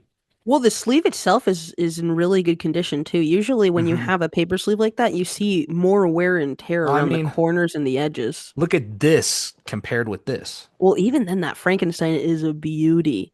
Hmm. Going back to the durability of DVD and Blu-ray, you drop some water on them and they're fine. You drop some water on that beautiful sleeve, it's pretty much ruined. Yeah. And I actually have ones that are like that, that have that, especially this next one I'm about to show you. This one's very sentimental to me. Um, I don't know if you guys remember on the pilot, I mentioned that I was able to purchase a VHS copy of the very first tape I ever took out of the library. Well, here it is, folks. It is beginner book video. Are You My Mother? And how I know it's the OG, it has the library logo right there and right here as well. And when I picked this up at Bookman's, I was shocked to learn that this was the library's um, casing of it. And I actually got really emotional because I'm like, this is actually the very first You tape didn't I get ever it at took out. Goodwill? I did get it at Goodwill. Did Oh, I you not? said Bookman's. Oh, I'm so sorry, folks. I meant Goodwill. I am so sorry, folks. I am a little bit tongue-tied today. But yes, I got this at Goodwill, the local Goodwill that we have, and I was shocked. Like when I first heard about it, I got really emotional, and I was just like, "This is coming home with me." And I purchased it for 99 cents. And even though I can't play this because I'll show you, look at the condition of this tape. There's a crack here. Wow. The tape is like, Wait, did you say it was playable or is it not playable? it's not playable. Ah, dang. But I still keep it because for memory's sake, I mean, this is iconic. You don't see stuff like this anymore, really. Mm-mm. No, no, no. And And the fact that whatnot. you got the exact same copy that you watched as a child is just, it's a miracle. Absolutely, it's crazy. And if you ever went to video rental stores or libraries, they often had this plastic casing around it that you're seeing I was just here. about to say that. Yeah. Yeah, perfect. I'm glad we're thinking on the same page. But if you guys can kind of see, there has a plastic outlining, and to get the tape out, you had to squeeze both sides and Hmm. shake, and out pops the tape. Yep. And that was the way that they made sure, in case you did spill something on these tapes, the casing didn't get ruined and whatnot. So I should actually see about investing in some of these for my VHS tapes Yeah, to that's a keep them good safe. point. Kind of like how I do with my vinyl records, because to keep them all safe and everything. Well, actually, I do own and actually just grabbed this the same plastic cover, White Fang 2. And White here you Fang. see the price. Yeah, you have the price that says video department previously viewed Hmm. 9.99. Very cool right there. Yo, that's And then you cool. have this shot. I purchased this, I believe, at a swap meet. Hmm. So I didn't get it at this rental store, but it still has the rental store ticket on it. It That's says sick. Smith's Smith's Video Video Center. Center. Wait, what And does it it say? says Warning? do not leave in sun or on the dash of your car. So I guess that at that I guess that was an issue. But the thing Yeah. about these plastic covers is that they can break somewhat easily and get warped depending on weather and wear and tear. Yo, So that's they don't cool. always work, but some of them do have them on it. Oh, for sure, for sure. That's really cool. That's awesome. Yeah, those are classic for sure. But to kind of get through this section, I'm gonna go through these next ones a little bit more briefly, but I'll still take some time with them. As you can see, we love to talk about the stuff that we have and the stuff we collect. So that's the best part about all of this. But the next one I have is my Star Wars trilogy, the OG Star Wars trilogy here, and that is this is the original VHS release by CBS Fox Home Video, who were 20th Century Fox's VHS company that they released their movies through. And if you take this off, you can see they even have the titles before they were labeled 4, 5, and 6. This one was just called Star Wars, Star Wars The Empire Strikes Back, and Star Wars Return to the Jedi. And they're surprisingly in really good condition. I only bought this for $6. And That is insane. I also own the special editions. Now, I didn't bring the special editions with me, but I'm sure you all remember the special editions. Ramona, take a guess where I found the special editions at. Special editions, and you weren't grandfathered into them, correct? I was not Oh, grandfathered in. okay. I want to say Goodwill. You say Goodwill? I say Goodwill. You're gonna be pretty upset when I tell you Oh no. exactly where I found them. Um, The suspense is killing me. I found them in somebody's trash pile. Somebody was throwing them out. Oh geez. One Somebody man's was trash is another man's treasure, that's for sure. absolutely somebody was throwing them out. And the next thing you know, well, it's not this one, but it's my special editions. And I grabbed that out of the trash as fast as I could. I'm like, that's mine now. It's mine And they now. and they play so well. And I'm like, why would you throw them out? I was so angry. I was like, come on, man. I wanted to go knock on his door, be like, what are you doing? No, yeah, if I'm trying to get rid of anything, either DVD wise, VHS, whatever, I'm going straight to either a thrift store or a resale store. Absolutely. The last place I Yeah. think of is a trash. Yeah, it's crazy to think of that, but no, I just had to share that with you. And yeah, I'm sure probably a lot of people are going to be shook when they hear that as well. But I mean, yeah, I can't Yeah. believe somebody was throwing that out. But no, that's my Star Wars collection. And then my last VHS set is of my all-time favorite movie. And that is my widescreen editions of The Godfather. Na, na, na, Yep. na, na, Na na, na na, na na na na, na na, na na. na. Absolutely. One of the most iconic movies of all time. It has all three parts, and parts two and three are actually still sealed. I'm debating if I'm going to open them or not. But part one's open. I've checked it out. They play amazingly, and I picked this up for only $6. And ever since then, I've been in love with this set. Um, it's That's a absolutely cool, beauty. and it's a nice showpiece too. You can put this up and face it this way, and you got something you can show as well. And for those of you on YouTube, as you can see, that's the widescreen edition, which Yep. was hard to find with VHS. It was because many of them were letterboxed to fit a lot of those TVs from the back in the old day. The what was it, the 4:3 perspective or ratio perspective? Yep, the 4:3 ratio perspective, and these had Hmm. the full 1080p. Yeah, that is crazy. Do you mind actually, for those of us on YouTube, do you mind showing us the cover art for the first set? Yeah, absolutely, I can do that. So here's cover art for Godfather 1, Oh, so nice. As the you can see, it's a Vito right there. iconic shot of Don Corleone, and then that's the back of it. Ah, yes, at the wedding. Oh, sorry, yep, the wedding Beautiful. image. And then here is The Godfather Part 2. As you can see, it's still sealed and it has the Godfather 25th anniversary sticker still on it. So if I do Oh, that's open beautiful. this, I'm only tearing open the bottom. I am not tearing this whole plastic off. No, no, no. Yep. And then of course we have The Godfather Part 3 right here. Beautiful. And that iconic image on the back of the tape. Yeah. Oh, I don't know if I showed the back of this one. That's the back of Part 2, by the way, guys. Oh, beautiful. Yep. Yeah, Yep. absolutely. Yeah, so really, really cool stuff. And then if we pop the tapes out of one, that's tape one, and that is tape two. Beautiful. So the first tape ends around the part where where Michael kills off Salazzo and McCluskey, the two rivals he's against, in the midway point of the film, and then you put the second tape in and it picks up with that iconic montage of everything that's happened since. Now, is this before or after he drops the gun in the restaurant? After what do you mean? Didn't he kill McCluskey in a restaurant?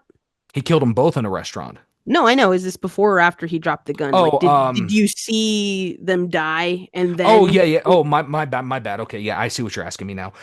So he drops the gun and he runs out of the restaurant, and then when it fades out at that shot when they're both lying there dead, and it fades out, it just fades to black instead of fading into that montage. Whoa, I see. And for those of you who are not familiar with that first movie, the montage following it's a very graphic depiction of newspaper reels of the I believe actual mafia Yeah, interactions with the police. yeah. One of those pictures is Frank Nitti, who was Al Capone's second in command after Wow. he offed himself. Yeah. Wow, wow, Yep. wow. And to have that be the first thing pretty much you see when you pop in that Yeah. second VHS, I feel like that was absolutely intentional. It was absolutely. I feel, and you get a little thing that says, please insert tape two to continue viewing the film. Yeah. When I watched it, I watch it multiple times a year. It's one of my favorite movies of all time. At least the Same. first two. Hmm. They played it on AMC, I believe, for Thanksgiving as like a family movie night thing. Yep. And where the intermission was, or i.e., where you switch the VHS, it just went to black for like a minute, and then it continued. That's So crazy. even on certain live or film or excuse me, TV show showings of The Godfather, you still have that pause. Yeah, you do. It's crazy. It's pretty wild, I have to say. But now transitioning into DVDs, the first DVD I have here is from the 1980s. This is a 1983 ABC movie that came out, and it's The Day After. And The Day After was a huge, huge film. It was a made-for-TV movie, basically about what would happen if nuclear war ever came, God forbid, to the United States. And basically, it's about a community in Kansas that gets nuked by a bomb, and basically the aftermath of everything that happens. There Wow. is another movie about it that came out of the UK called Threads, which I also recommend you check out, but I will say that one is not for the faint of heart. This It is very emotionally draining. It is. Day After is also quite emotionally draining, but definitely not as on the same level as Threads. But Yeah. basically, The Day After was the first kind of movie to explore that. And because of that, basically, what ended up happening was this movie to this day is the most viewed television movie of all time, with a record of over 100 million people tuning in to watch this movie when it first came out. Yeah, when you first told me the numbers of viewership, I was blown away. I had Oh yeah. originally guessed about 1 million people, Hmm. but in the hundreds of millions, that Yeah. is insane. And you have to figure too, in the 1980s, the threat of nuclear war was extremely real. Like it wasn't just, oh, is it going to happen? It's when is it going to When? happen? And When? that was the scary part. And I think movies like this were made to kind of be like, we can't have this happen, because not only is it going to hurt whoever you attack, but it's going to hurt you in return. And henceforth the term MAD, mutually assured destruction. Wow. It kind of shows that in the end that, nobody wins a nuclear war. And I think that's what the point of these kind of movies were. And this DVD is actually out of print. I've seen copies of this on Amazon go for almost $75 to 100 if they're still sealed. Because this was released by Metro Goldwyn Mayer in the early 2000s. And if you open it, that's the disc. And it's still in that full screen format because this film was shot on a very special film reel that can't be converted, actually. So all copies of this Wow. film are in that letterbox format, which make it all the more nostalgic to me, at least. Wow. And if you guys are interested in all things nuclear war and how, and you guys want to see how exactly we reacted as a country, there's a really great documentary called The Atomic Cafe that sort of goes Oh, yes. into the media aspect of global warfare, Yeah, global nuclear warfare. absolutely. Yeah, yeah, for sure. No, it's crazy. I mean, it's really cool to see all these documentaries come out. That's a definitely good one. Another one I highly recommend is one from the 1960s called The War Game. That was also put out by the UK, and that really is a docudrama that goes into how it would happen, what would go on, and all that. It's only 48 minutes, but it is so powerful. That 48 minutes is so captivating and gives you so much information. It's incredible. So, just had to say that real quick. But And also, as John said, be mindful of the content that you take in because a lot yes, of this stuff is very touchy and it's it actually is. very explicit when it comes to what happened in the Mhm. past. So, like he said, Mhm. it's not for the faint of heart. Yeah, absolutely. I mean, it's great to watch. I think it's important. I think it should be viewed, but at the same time, just just take your health and mental health into consideration when watching these as well. And I think that that's like a perfect transition into our next segment. But to just Mhm. finish off what we're saying here, Actually, real um, quick, I got two others real quick. I hope you don't mind if I show real quick. oh, okay, A okay. couple others. No, you're good. You're good. I'm gonna blow through these though real quick, and then we can transition. So this next one is Jaws. This is what I got from my professor, one of my college professors. He was getting rid of a lot of DVDs, so he gave me this copy of Jaws. And then I have a couple Blu-rays I bought, and I thought this one I know for sure, Ramona, you will absolutely appreciate. This is my Blu-ray copy that has a little booklet. It's my special edition 40th anniversary of Easy Rider. Let's Yeah, I go. know you love this movie. I love it One of too. my favorite of all time. Yes, Has let's this little go. booklet. There's the movie. You got the Oh, that's iconic beautiful. image. That is Um, beautiful. I picked this up on eBay actually. A Oh, okay.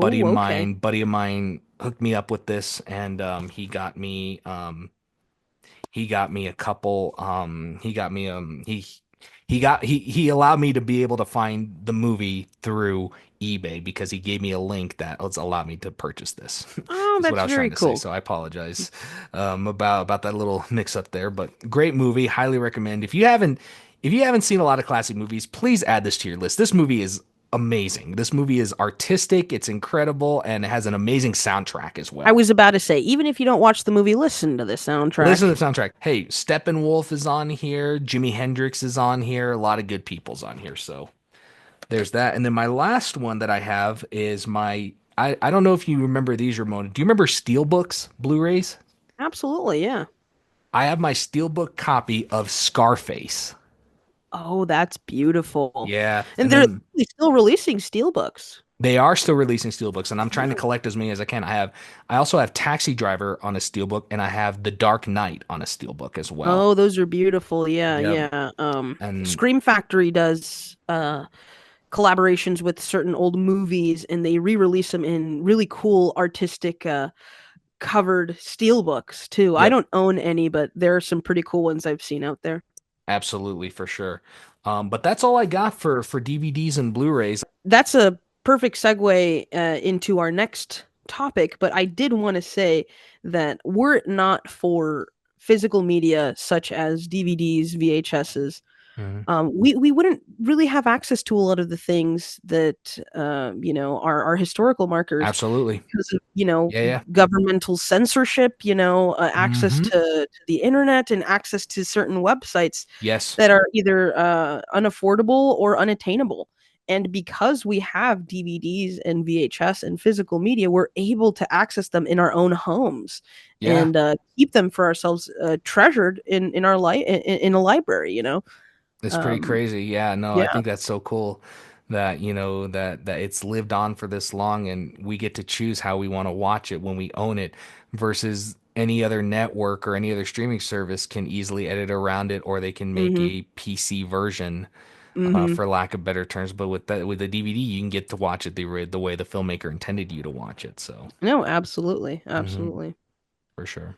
But that's a perfect segue into the cultural and technological milestones that each of these media formats sort of went through. And Hmm. I want to pass it on to John because I know that he knows a lot more about vinyl and the impact than I do. So, Sounds good. So the thing with vinyl is that, um, the thing with vinyl is like, yeah, it was a big disc and yeah, you had to make a lot of room for them and yeah, there's certain ways you got to store them, you got to stand them up, it's good to have little cubbies of each because if you have them all leaning on against one, sometimes that can cause for for them getting warped, them getting damaged, whatnot. But really I think the reason it defined the era that it came from is because it combined good audio with interactiveness. Now, what I mean by that is vinyl came and used analog sound. So instead of having a digital file that was compressed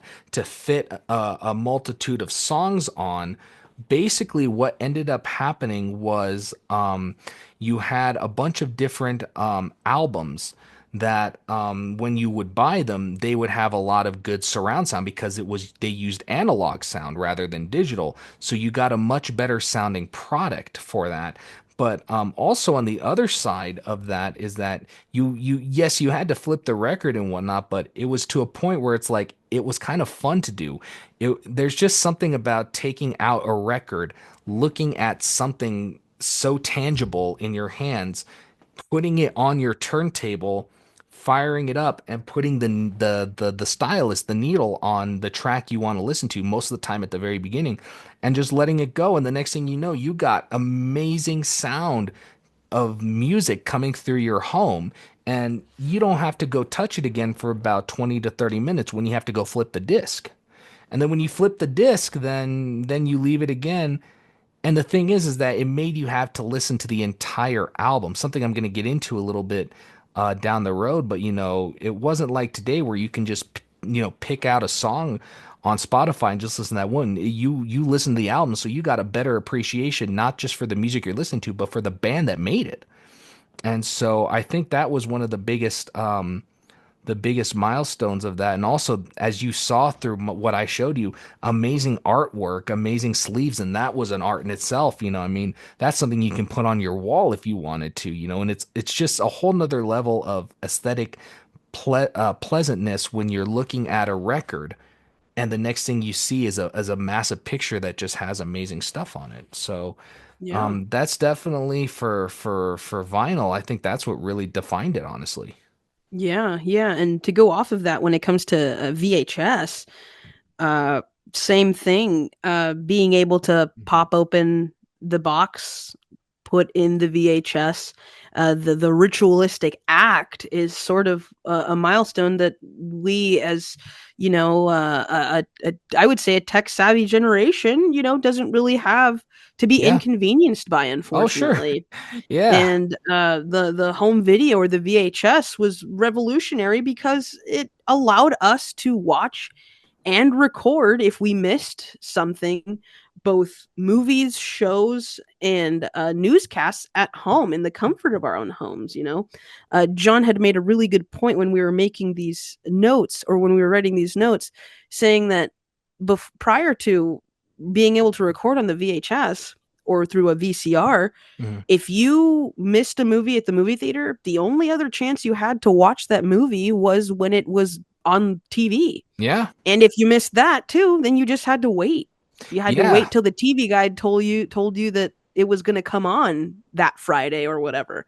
Which is But why, yeah, which is why events like the ABC Sunday Night Movie became a big thing because they would air classic movies that that most people wouldn't get to see again until they watched on TV. That's how movies like Willy Wonka and the Chocolate Factory became huge again. That's how movies like It's a Wonderful Life became huge because those movies did not do well on their original box office run, but because of television and because of home media, that's the reason they became cult phenomenons now. no, absolutely, Mhm. absolutely, and it also just reinvites people to try new media. Going back to the whole revolution of the rise of the video store, you had Yeah. access to media that most of the time you would have never even heard of. Yeah, absolutely. Yeah, for sure. No, I think it's really good because I mean the thing is that it just brought a whole new level of convenience as well as interactiveness with it. And it made it to where viewing a movie wasn't just enjoyable, but it was fun, Yeah, and it was absolutely. and it's just those little moments sometimes you get caught up in and you're like, man, as much as I hated getting off my couch to have to change the tape, flip the record, and all that, it's kind of like I kind of enjoyed the fact of it because it gave me such good memories now looking back on it, and I can share those stories being like, hey, it wasn't easy always watching a movie. It wasn't easy always doing these things. And now look at how easy we have it now. You press a button on your remote and there's your movie playing. Yeah, Or it's there's your song effortless. playing. Yeah, it's effortless, and also there's like a bit of anxiety that came with having physical media. I don't know if you experienced this, but sometimes, Hmm. a VHS wouldn't work, and Yeah. you tapped it a few times and blew air into it, and you popped it in, and it would magically start working. Yeah. That feeling of relief of like, oh, it works. Or oh, my DVD is scratched. Let's see if it jumps at that certain point, and then it doesn't.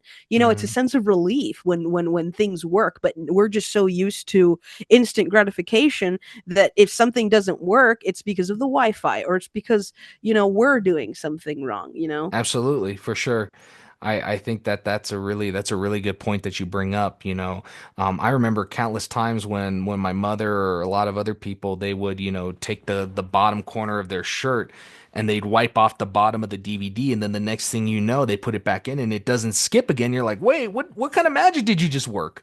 Well, And somehow the I don't know if you were into this trend, but like in the early 2000s, there was this rumor that if you put toothpaste on your DVD, I it tried would that. stop scratching. I tried that. I I actually was too ruined scared. so many. I actually ruined more DVDs doing that than I saved. That's how you know it was a bad rumor. Oh my gosh. No, that's hilarious. Not about what you went through on that, Yeah, but no, I but hear the you. fact that, It is funny. yeah. Yeah.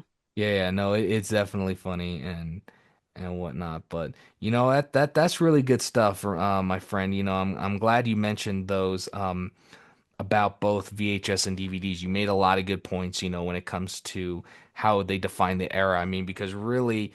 each one of them were kind of actually staples of their own generation, if you think about it. Absolutely. VHS defined it, vinyl defined the 50s all the way up until the early 90s. VHS dominated the 80s and part of the 90s. DVD dominated the 90s and early 2000s. And they were really each products of their own generations. And I think that's kind of what made it special, because it felt almost like it was catered to that generation, if that makes sense. Well said. And arguably, we wouldn't be here now were it not for those technological advances. Like VHS wouldn't be around were it not for our love for media, Hmm. and DVD wouldn't be around were it not for the VHS.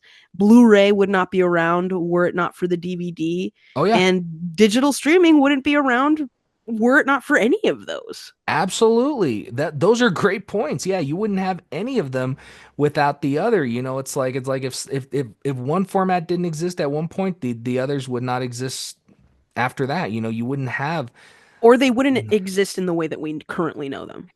That's much better. Yeah, they wouldn't exist in the way we currently know them, because things could either get skipped over, or they could be a totally different design that's completely foreign to what we're even thinking of. So No, yeah, absolutely. definitely Absolutely. good stuff on that. Well, I don't know if you have anything more on that point, but if you don't, that's a perfect segue into our next topic, No, please, which by all is means. all right, sounds good. Which is the impact on that it had on industries like, film, music, and retail. I think the biggest thing it allowed for wider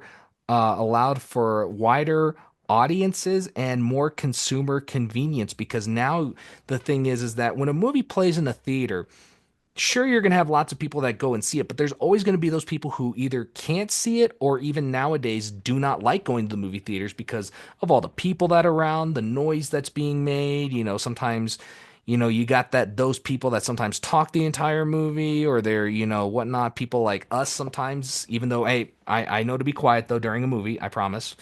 But stuff like that. And when you have home media markets, they can wait until they get released on a wider version, or you can wait for them to get released on VHS and DVD.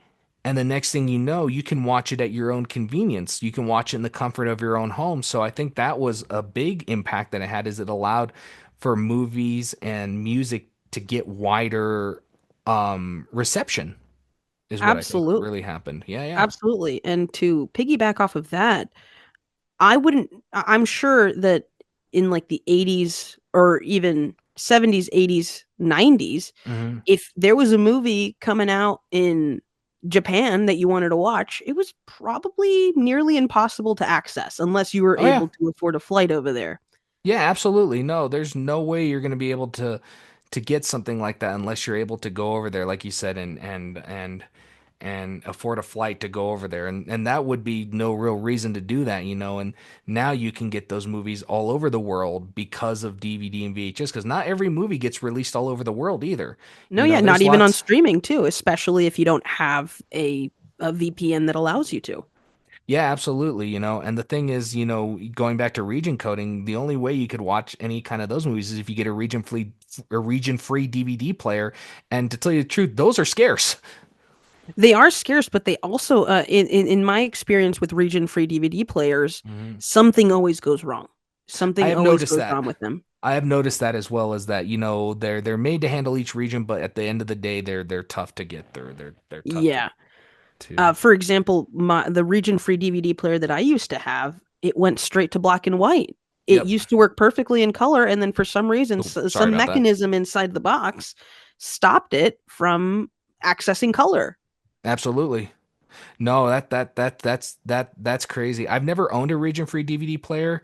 I have heard of the problems that can go wrong with them, and that's crazy to think that that's one of them for sure. Well, that's one of the problems that I went through. I don't know if Sure. it's an all-around Mhm. problem that they I've go through, but yeah, I've read people who had the same issues that you've had with DVD and Blu-ray. So, gotcha. region free, that is, Yeah, no, region free, yes. and whatnot. So yeah, that's Yeah, definitely. I feel like it allowed for just a wider array of people to be able to enjoy the same media, and even if they couldn't go see it at the theaters, it also benefits the people who make it because now it turns out a much bigger profit. Because even if they can't make a lot in Mhm. the box office, they make a lot more in the home media market now when you Yeah, buy that and movie.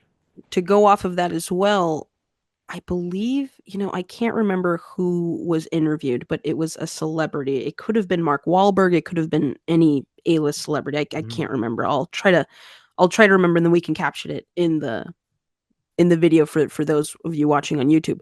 But basically, it was a major star, and someone had asked about streaming platforms and what they believe, you know, is impacted by streaming. Sure. And the actor said, "We're impacted. Like we as the actors and the workers on the film, like the staff on the film, and on set, the basically the production." Mhm. Um, and the reason why is because most of their profit, their own profit, not big studio profit, but Mhm. their personal profit came from DVD sales, came from physical media sales. Mhm. Just as an artist on Spotify makes or an artist excuse me, a musician Mhm. makes most of their money off of touring and CDs, not Sure. on streaming. If Yeah, yeah. anything, they are the ones that are being taken advantage of by hosts like Spotify. And Yeah, there's actually a absolutely. current lawsuit against Spotify right now because Yeah, that's physical crazy. media is actually what's keeping people afloat in the in the entertainment industry. Yeah, absolutely. That's crazy to think about that, a platform like Spotify, which I do use and I do I have do too, and yeah. is convenient, is getting a lawsuit over just a lot of the crazy things, when it comes to this. But yet physical media has been so dominant just in all these years that I think it's something that's going to keep going for many, many years. That's I the don't hope. see it ending. Yeah, it's the hope. And we shall see just kind of where it goes to. But yeah, that's really all I think I have for that section. Well, talking about this old Yeah. media is also a great segue into why it's making a comeback. Yes, absolutely. Thank you so much. But one of the biggest things I think is the big one of the big parts too is also I think what also helps it to come back as well is the impact it has on our families and on us as well. I think that's a big one.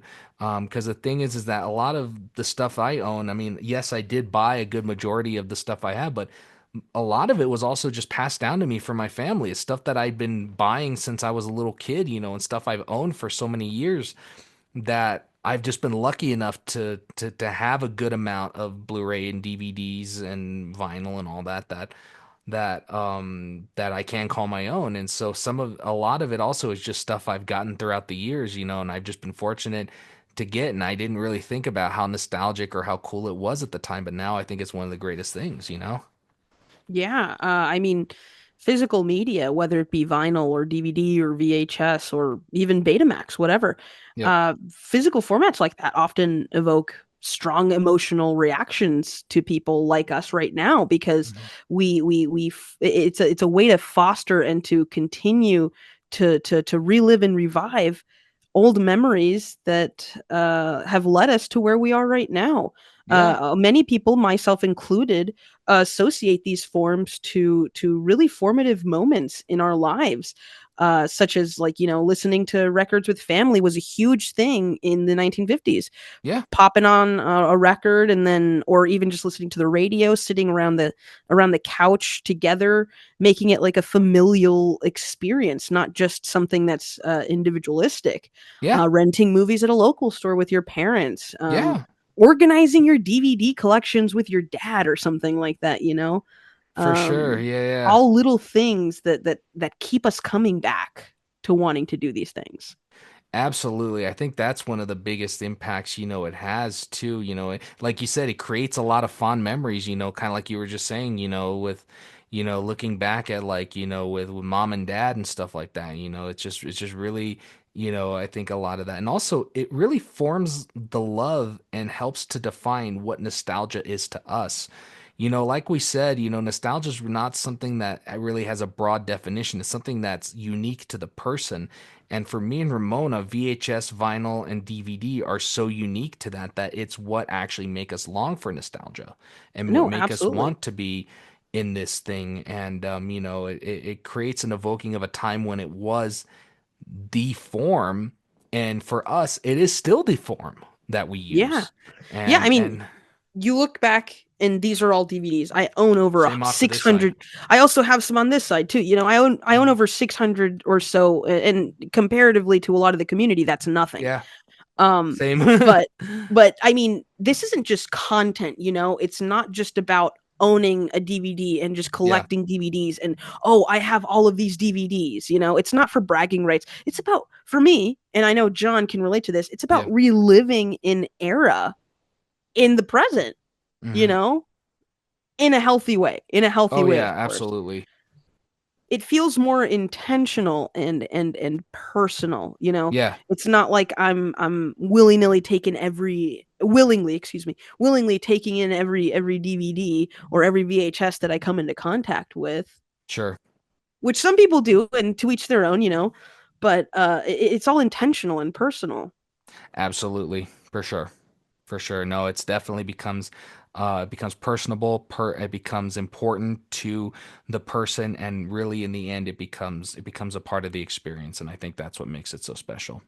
Absolutely. Yep. Absolutely. And I think that's a perfect segue into our next topic as to, kind of, we already kind of started talking about this, but why old media is making a comeback. I think this is a perfect transition into that regard. And we already kind of started talking about the nostalgic part, but I think to further that, a lot of it is that I think it's also an emotional connection. It makes you think of those fun times when you were younger. I think it makes you think a lot of those times when, when you were young, you didn't have responsibilities. Your main responsibility was to have fun. It was to do a lot of these different things and to have a lot of fun and whatnot. So I think that was the big one. Another big one I think is that, it kind of also formulated around, when you're young and then you go to school and then you have to start really balancing the two. That's it for this episode, guys, but stay tuned because we got a lot of cool stuff coming your way in this next part. In part 2, we're going to be getting into why this is happening. Why is this resurgence occurring in our society? And also, is it being driven because of trend reasons, or are people actually finding a connection to some of these older forms of media? You guys are not going to want to miss this. We're going to get in really big depth over some of these topics. We're also going to be doing some fun facts and trivia about this topic, so stay tuned because you are not going to want to miss this one. Me and Ramona both go head to head in a trivia war, so you guys are going to want to see that. Plus, also, you guys will have an opportunity to be able to participate as well if you go to the Instagram and be able to submit your answers as well. And you never know, one of your answers may be featured on a future episode. So I just want to say thank you again for watching. If you're watching on YouTube, please comment, rate, and subscribe, and hit that little notification bell to get all notifications about when we're posting new episodes, as well as any content we have coming out. Please make sure to follow us on all podcast platforms. Follow us wherever you get your podcasts. We are on Spotify, Apple, Amazon, Outcast, and so many more. So please go show us the love over there. And please be sure to follow our Instagram page if you want to get at notifications about when new episodes are coming out, as well as participate in any of these polls or any of these fun facts and trivias. Because like we said, your answer may be featured on a future episode. All right, guys, thank you so much for watching. Thank you so much for listening. And we will catch you all on the rewind. Take care, guys.